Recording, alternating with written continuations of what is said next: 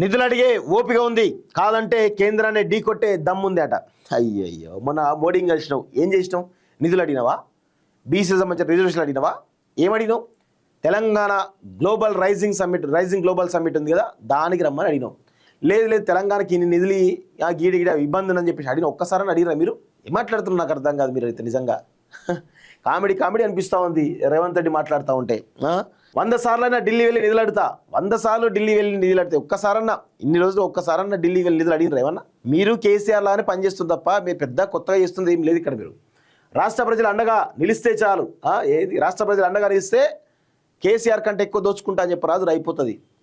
కాకపోతే విషయం ఏంటంటే, దోపిడిలో గత ప్రభుత్వంలో 10 సంవత్సరాలు సెంట్రలైజ్ దోపిడి ఉంది, ఇప్పుడు ఏంటంటే డీసెంట్రలైజ్ దోపిడి ఉంది. ఇప్పుడు మీరేమో పైన ఉంటారు, మీరు అగ్రభాగం దోచుకుంటారు.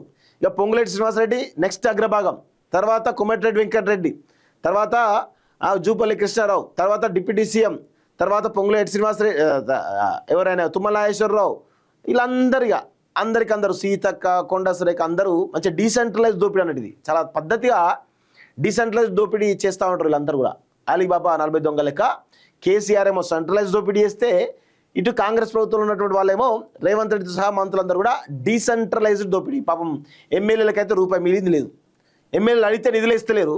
రేవంత్ రెడ్డి ఏమంటాడు, సర్పంచ్లు అడిగి పంతులను అడిగి తెచ్చుకునే వాళ్ళని గెలిపించుకోవాలని చెప్పేసి అంటారు. అసలు ఎమ్మెల్యేలకి అధిగత లేదు మంత్రుల దగ్గర, అలాంటి సర్పంచ్ దగ్గర రాణిస్తారా మంత్రులు? వాళ్ళ దోపిడీ వాళ్ళకి ఏంటంటే ఒక్కొక్కరు 1000-2000 కోట్లు సంపాదించాలి. ఫస్ట్ అది సంపాదించాక ఎవరికి రెస్పాండ్ కావద్దు, ఆ దిశగానే మన అన్నీ ఉండాలని చెప్పేసి ప్లాన్గా పోతున్నట్టు కనబడతా ఉంది.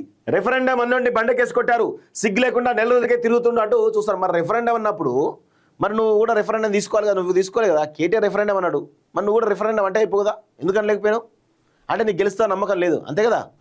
గడిలలో కరెంటు పీకేందుకే కాంగ్రెస్ వచ్చింది, ఇంకెన్ని రోజులు చెప్తారు ఇది? కేసీఆర్ ఏమో తెలంగాణ వచ్చిన 5 సంవత్సరాలు కొత్త రాష్ట్రం బాల్యదేశంలో అన్నాడు. అట్లా 5 సంవత్సరాలు 10 సంవత్సరాలు గడిపిండు.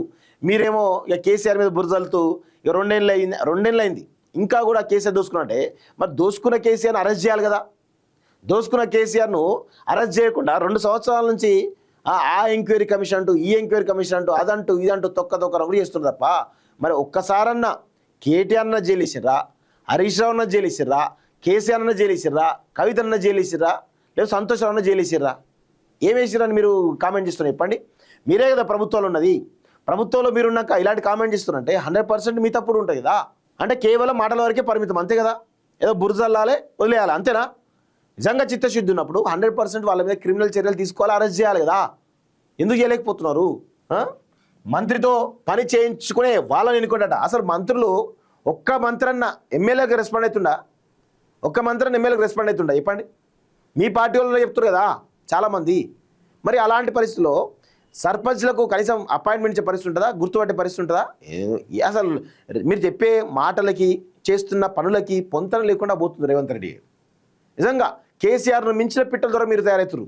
కేసీఆర్ఏ పిట్టల ద్వారా అనుకుంటాం, కేటీఆర్ అంతకు మించిన పిట్టల ద్వారా అనుకున్నాం, కానీ మీరు వీళ్ళని మించిన పిట్టల ద్వారాగా తయారవుతున్నట్టు చాలా స్పష్టంగా అర్థమవుతోంది. త్వరలో 40,000 ఉద్యోగాల ప్రకటన, మార్చిలో 30 లక్షల ఇంద్రమ్మ చీరల పంపిణీ నర్సంపేట బహిరంగ సభలో సీఎం రేవంత్ రెడ్డి అంటూ చూస్తా ఉన్నాం. అసలు ఈ ఇంద్రమ్మ చీరల పంపిణీ నాకు అర్థం కాదు. అసలు బతుకమ్మ పండుగకో దానికో దీనికో పంచాలి కదా, ఇప్పుడు ఇంద్రమ్మ చీరలు పంచి అసలు ఏమనుకుంటు నాకు అర్థం కాదు. ప్రజాధనం ఇట్లా ఎందుకు వృధా ఇస్తుంది నాకు అర్థం కాదు. ఎంత దుర్మార్గం! ఏం అకేషన్ ఏంది ఇంద్రమ్మ చీరలకు పంపిణీ కావడానికి? అంత దొంగలు తయారు ఊర్లు పంచుకున్నట్టు ఉంది పరిస్థితి.